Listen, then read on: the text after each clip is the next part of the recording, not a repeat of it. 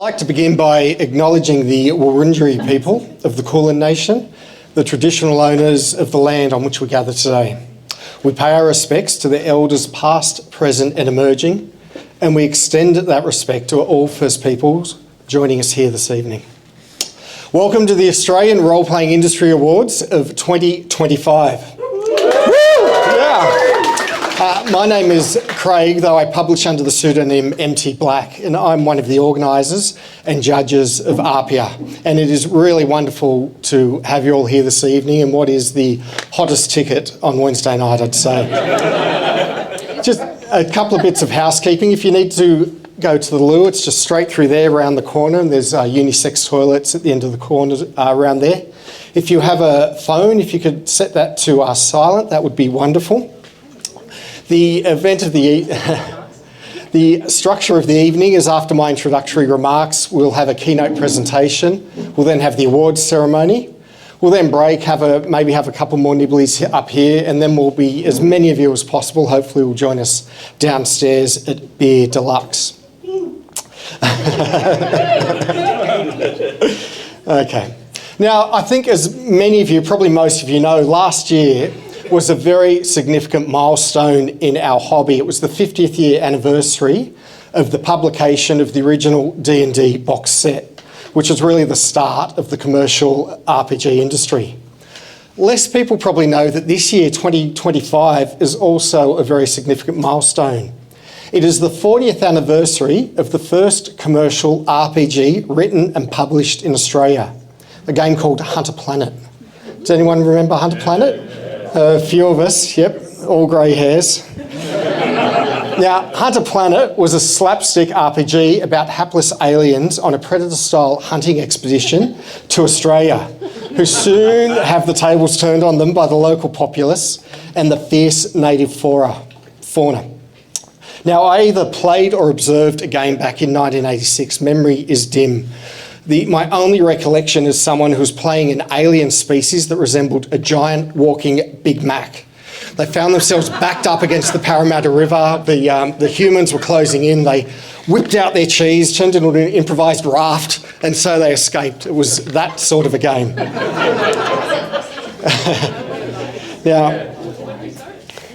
Now, Hunter Planet had three characteristics that I think are common to many of the great Aussie RPGs that have been published down the years. Number one, it had a strong sense of the Australian locale. You could almost smell the eucalyptus coming off the paper. It had a satirical, irreverent, even at times transgressive vibe. And thirdly, in common with many great Australian RPGs, it was launched in a challenging commercial environment. You're laughing, you're crying inside. I know.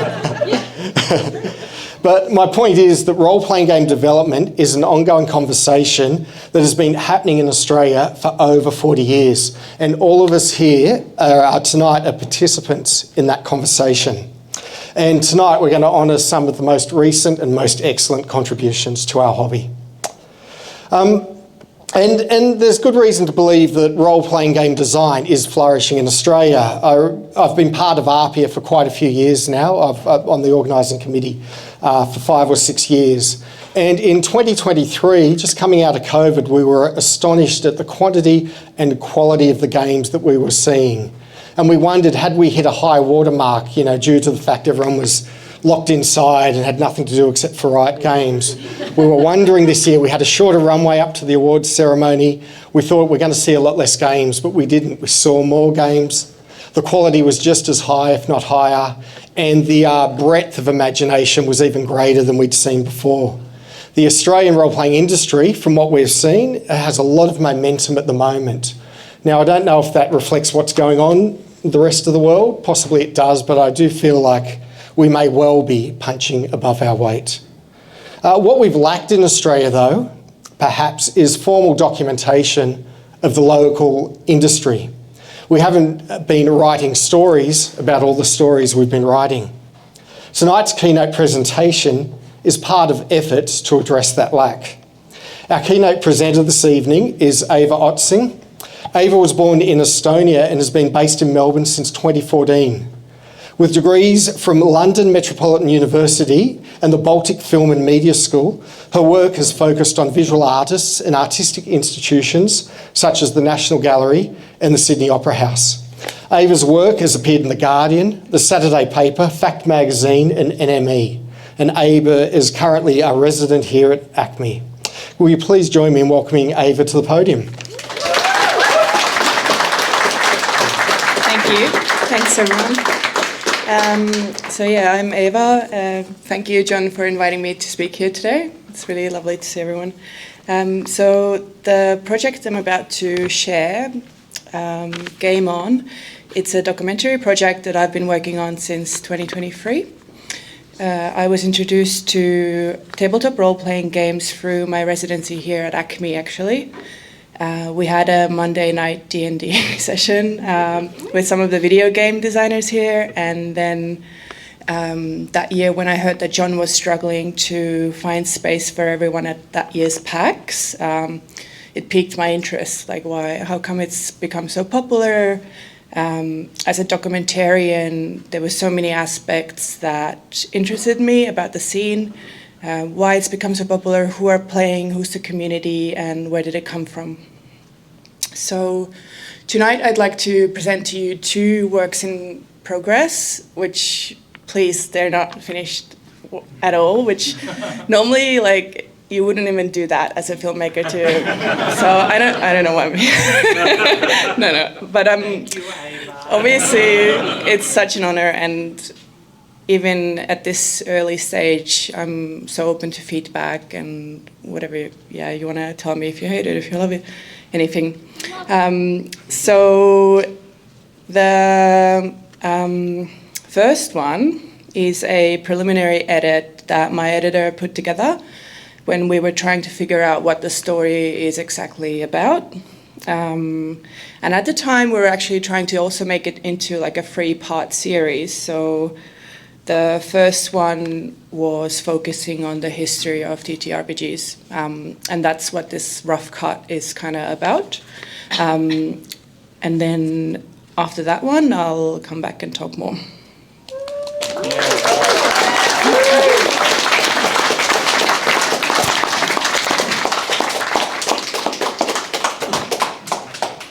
Okay, so that was the edit that we made a couple of years ago already, so the world's already changed since then so much as well. But the project now has shifted to more of an experiential and experimental documentary, and incorporating gameplay as well. And the next clip, we shot this one with Stevie at John's house the other month, and hoping to have the gameplay as a through line in the film, accompanying all the interviews.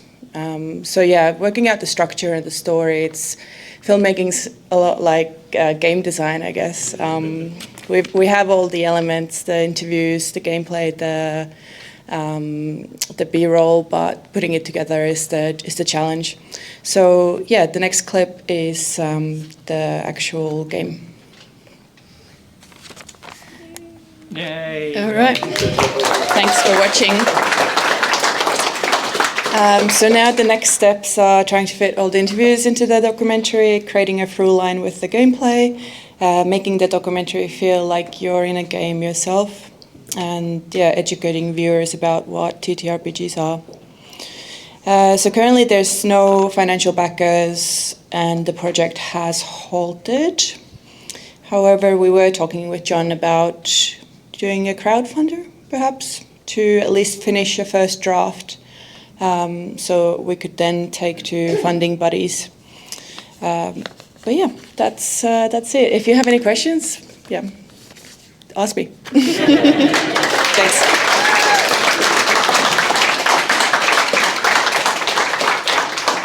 That's terrific, and let's give Ava another big hand. That's fantastic. It's so great to see these stories being told. I'd now like to welcome up Lucy, who's another one. Oh, I forgot, John. I'm sorry. Right. My bad. Do we have another microphone for... No, we only have the one. Okay, then. Right.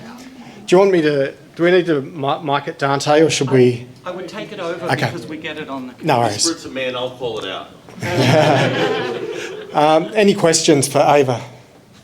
Yeah. Oh, that's all right, I'm very loud. Oh, no, we need to record it. I We won't pick it up, we need to record it. Thank you. Hello, Ava. So you're from Estonia, is that right? Correct. So have you done a lot of role-playing in Europe and around the Estonia area? No, the only role playing I've done it has been At at ACMI. ACMI?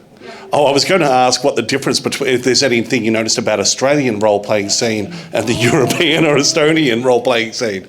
Well, maybe we could say, what is it about the Australian scene that's gotten you really interested where maybe the European scene hasn't? True.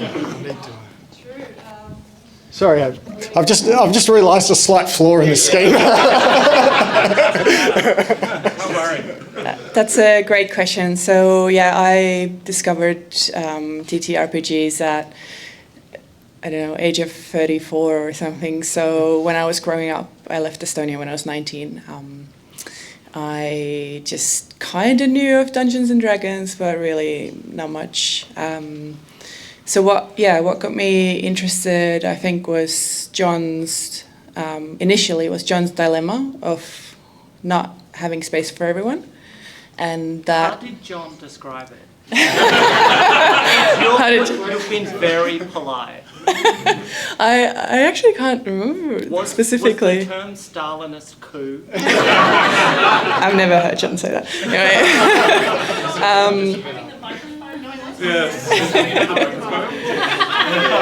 So yeah, that year, 2023, we were having a meeting with all the residents as we did every month, and it was just such an interesting position to be in, where you have so much interest in a hobby that then some people get left out, and that was my initial interest as a documentarian to look into.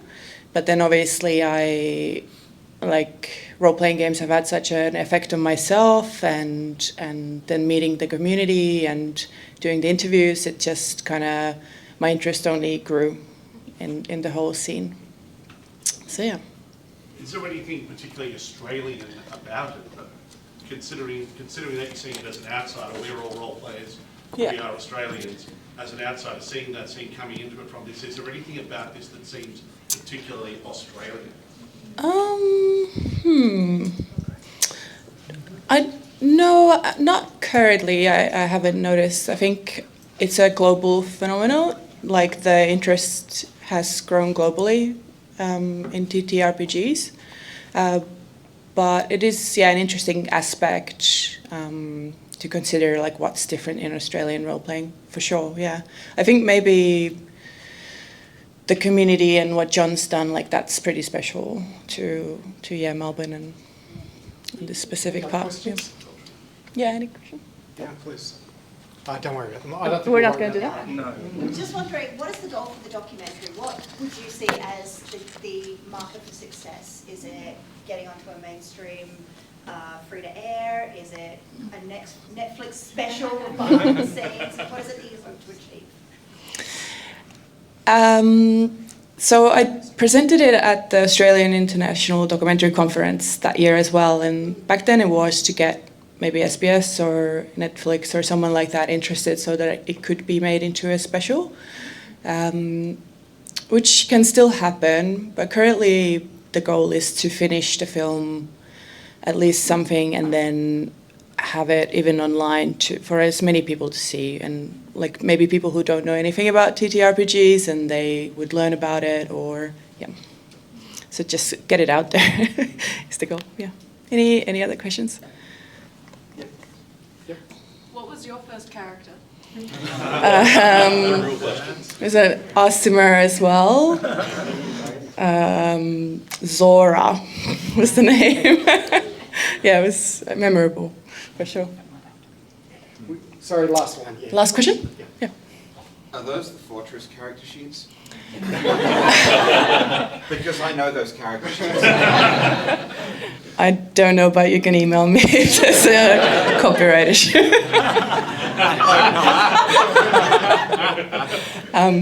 Yeah, and any other comments, or if you have any ideas, or you know anyone who wants to get involved with the film, just email me. John has my email. Thank you. Thanks so much. That was great. All right, thank you very much, Ava. That was fantastic, and I can't wait to see the final product. So now I'll welcome up Lucy, who's another one of our ARPIA judges and who's going to be presenting the awards for us this evening. Let's give Lucy a hand as well. Thanks. Thank you. Okay, you're going to have to bear with me because my printer didn't work, so I am tablet bound.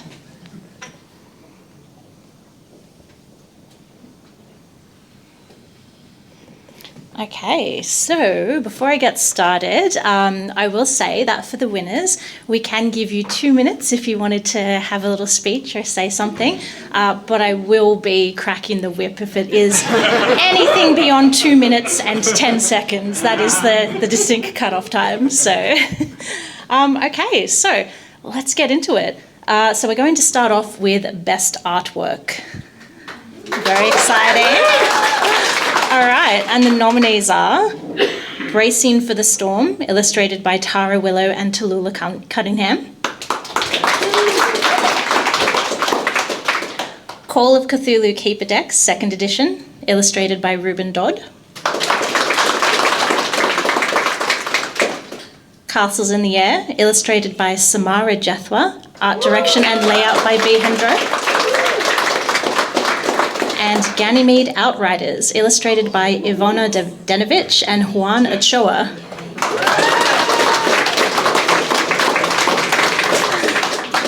All right, and the winner is Bracing for the Storm.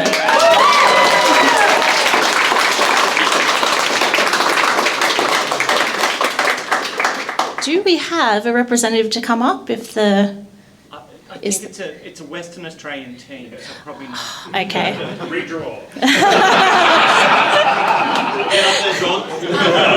No redraws, I have a list, I can't deviate. I live in Western Australia if you want me to deliver it to them. No, but thank you. That's so generous though. Very generous. Okay. Next up we have Best PDF Only Product.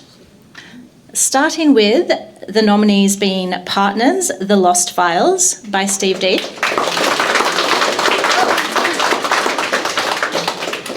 Party Favour by Peter John Chen. Resort by Kat Clay. And Revenant by Danielle Linder. And the winner is Revenant.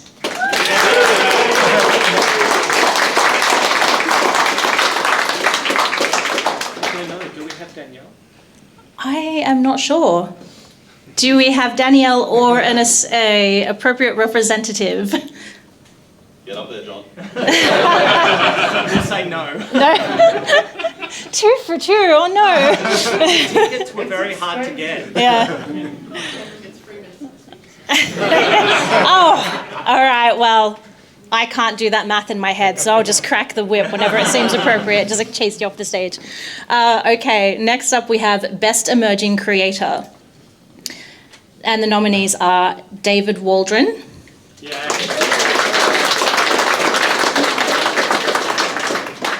Luke James. Nicole Renner. And Stevie Schaefer. And the winner is David Waldron. Yay. Yay! Yes! Maybe give him the mic. Oh, yeah. I might just say one thing. Yes. You can say a few, Dave. I'll say one thing. Actually, we've got extra minutes. My first exposure to role-playing games was in the year 1984, where I got a red box of Introduction to Dungeons & Dragons, which I yoinked because my fundamentalist Christian cousins, I grew up in a very religious family, had confiscated it for burning. And through this, I had an introduction to role-playing, which was, growing up in Warragul, Pentecostalism came in a bit interesting. So in any case, that was my first introduction, and since then I've only ever done role-playing with friends and family. Past couple of years I've actually started publishing and so on, and it's been a unique experience. I'm just amazed I've had such welcome and support. So just thanks.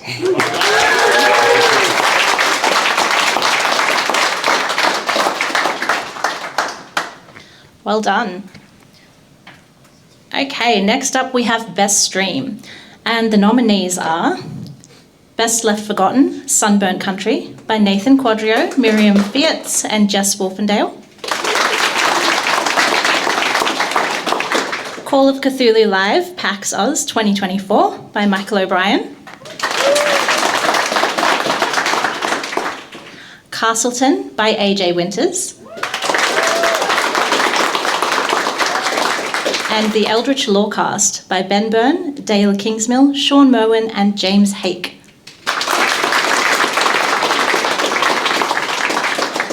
And the winner is Best Left Forgotten.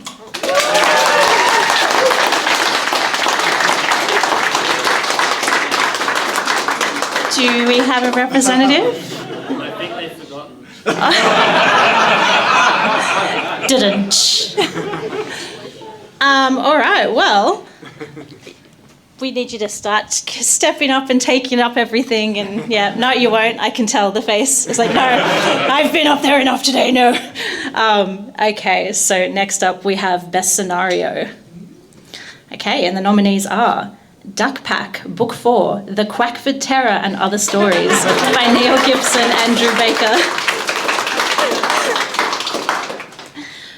Feast of the Forest by David Waldron and Jason Lee. Resort by Kat Clay.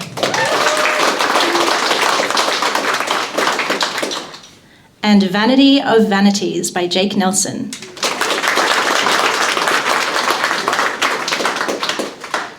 And the winner is Resort.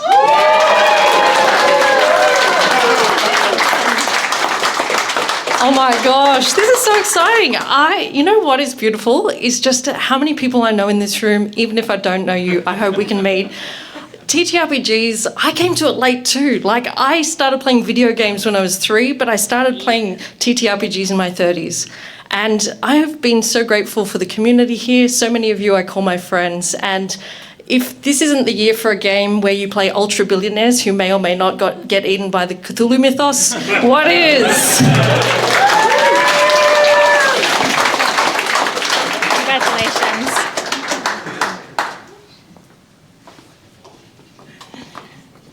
All right, next up we have Best Game Jam Submission. And the nominees are Looking Presentable by Robin Small.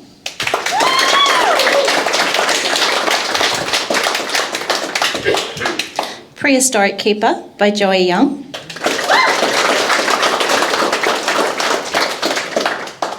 Remember and Return by Pidge Sorensen.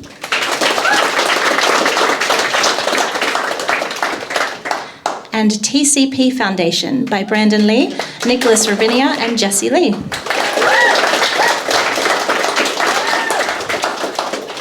And the winner is Remember and Return.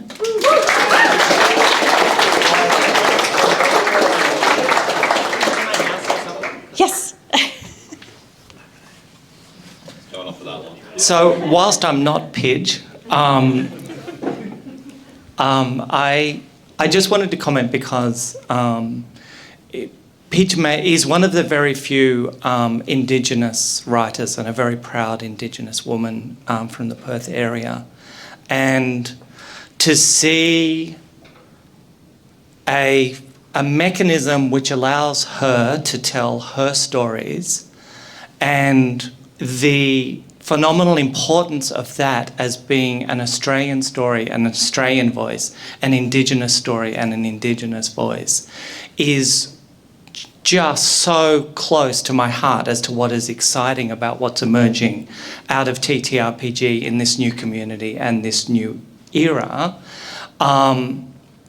And it's going to, one of my focuses next year is to work out how we as a group can draw in and promote more Indigenous folk and Indigenous stories, where there are stories which are extraordinary stories, but for people to be able to tell those stories so that they can share aspects of them with other people, so they get a direct interaction with that, a direct journey, is, I think, something that we can achieve within our hobby that can't be achieved in any other way. I think we really are in an extraordinary spot to do this. And yeah, so not only do I celebrate Pidge and her success in winning this award, but I also wanted to sort of use it as a lever, and I'm sure she'd embrace it, but to say that of all the things I'm looking at next year, it's the place where I want to put my most of my energy.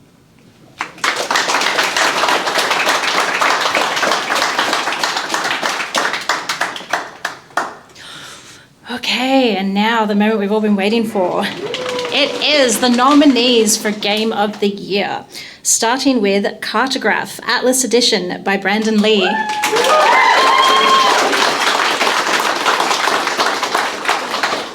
Dark Vigil by Nicole Renner.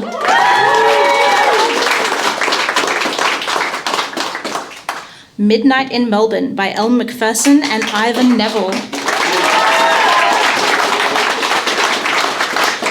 And Precogniscience by Tully Blackmore.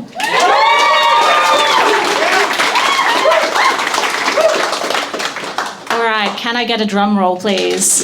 And the winner, the ARPIA 2025 Game of the Year Award is Dark Vigil.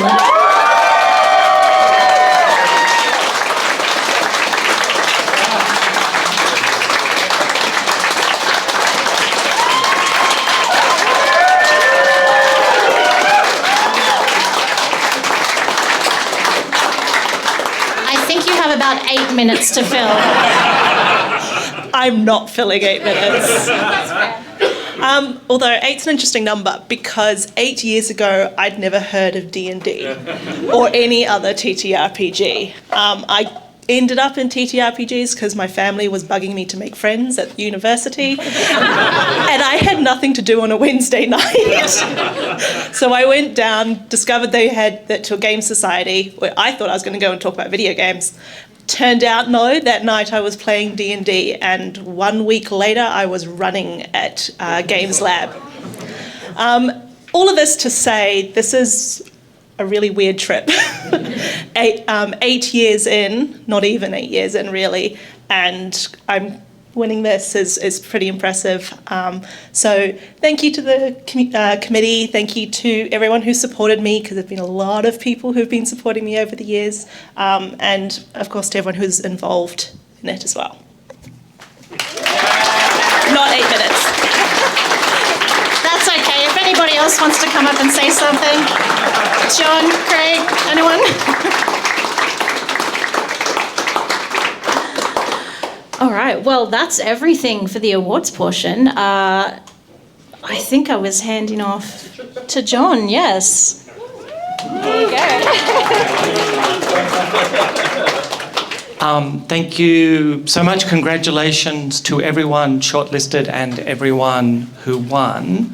I think Craig was talking to this earlier, but it is becoming really evident to me that the weight of product, how much is being produced, and the quality of that work which is happening within Australia, I've started asking around because I was suspicious, like, is this just happening everywhere? And I keep getting told, no, it's not. I keep getting told if you go to major conventions in Europe and America, they are not predominantly indie, locally written or locally developed games. And in fact, they're absolutely not. You'd be lucky to find them. There's a niche. It's the big names. It's the thing. And we are just seeing the opposite. And it's an extraordinary thing. And I think it's something we can be really proud of. But I also think we can double down on it. and say, look, this is extraordinary. What we are doing in Australia, it doesn't exist anywhere else in terms of a per capita impact on the hobby, and that needs to be leaned into, and that's a foundation that can be built on and made something totally new. And now I just have to work out how to do that. But I'm thinking about it. But also, thank you for people to pull this together. Layla, thank you so much. So not only is Layla talented, industrious, and dynamic, she's also my niece, and she took on, she was telling me at the last Christmas party, and she might regret it, but she was saying, I'm going to be starting business studies, I'm focusing on event management. And I was going, holy hell, do you know what your uncle does every day of his goddamn life? And so she didn't. So I said, come and join me every Tuesday at ACMI, and we'll just get involved and take on things. And she has, and it's been fantastic. And she's just given me notice. So I'm a bit upset, but people keep giving her jobs, and I hate them. But but she took on this as her own project. She absolutely put this together, and I think it's been fantastic, and a lot of you have interconnected with her as a result of that. Also, thank you very much to the judges. It's a huge job. There's something like 120 pieces of work that came in as part of the awards. It's not small. And the other thing is none of them are rotten. So you can't just scrap them and go, I'm 2 pages in, this is awful. I think I had like 4 lists. I just had to keep paring down. It's very difficult because the quality of games that Australia, that all of you are producing, and winning an ARPIA, every winner tonight and every nominee should be so proud, because very stiff competition. I'm not just saying that as a judge, I'm a game designer as well. Incredibly stiff competition, so well done. And, we talk up, at an event we have to be polite. We're not allowed to say, most of it was garbage. But it makes it, when you're actually trying to tell the truth, it makes it sound twee. But it's actually, and it's also part of what's got me so excited, because I think it's part of the phenomena of the level of engagement, the diversity of engagement, the interesting places people are taking their games and coming and telling their stories from. What they're doing with it is just so very interesting. But I think it's creating a circular network of people forever learning from each other and seeing the quality of the work out there. And I think it's creating a really interesting loop of improvement and reflection. And so again, when I'm saying not only in terms of a per capita impact we're having in the industry is just, I don't think it's matched anywhere. I also think then the quality is equally, it's just, I'm going, and again, I've got no evidence for this whatsoever, but I'm going to say it anyway, because I just don't think without the intensity of engagement and then the exposure that people are getting in terms of getting their work out there and getting it into conventions and events and things like that, I think you have to have all of that to generate this level of quality and effect, and it's really something. So the judges, Layla, ACMI. So thank you so much to ACMI for allowing us to have this space. It's just unbelievable. It's a beautiful space to be in. It really is lovely, and it's become too small, so we're saying goodbye to them too. So it means that with that, oh my God, those 60 tickets just got eaten. They were just gone, and I was sort of hoping that the people who had been shortlisted had actually bought their tickets, but they hadn't. And so I had about 8 people who were shortlisted go, John, I can't get a ticket. So that's why none of them are here, because they so that's not true. But yeah, so we're really seeing, I think the event has just outgrown. And the trouble is, if we go somewhere else, it's not free. Again, thank you, ACMI. We can't just bring Costco sandwiches and whatever. So we can't do it for $30. And that would be a real shame, because it's fantastic that we can. But we just can't. And I think I'm still hoping that Layla will stay in and run it in 2 years' time as well. But I just think we have to move into a bigger venue, and basically we have to double the number of people who can come, because it's just, that's where we're at. So we've got a little bit of time again to have some more snacks and drinks. If anyone is being polite about just taking two more than they should, don't, because there's going to be stuff left over, and I'm just going to chuck it at the end of the night. So grab what's there. And then I don't know what the time is, but in not too distant future, we're going to be heading down for a drink if anyone would like to join us. Sorry, I'm just commandeering the microphone. If we could just get a round of applause for John again. Thank you for everything you do. And again for, just keeping this going, making it big and better. And it's really important, and it's really hard to be the person at the front, getting all of this organised, doing all of that. And it really matters. And thank you.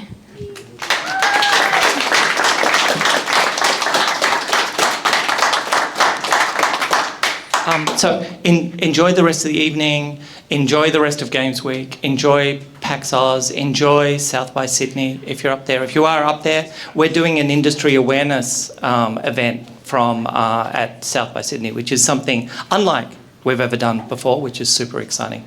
And so come and say good day at that too. And otherwise, I just look forward to seeing you all down at the pub. Okay, thank you.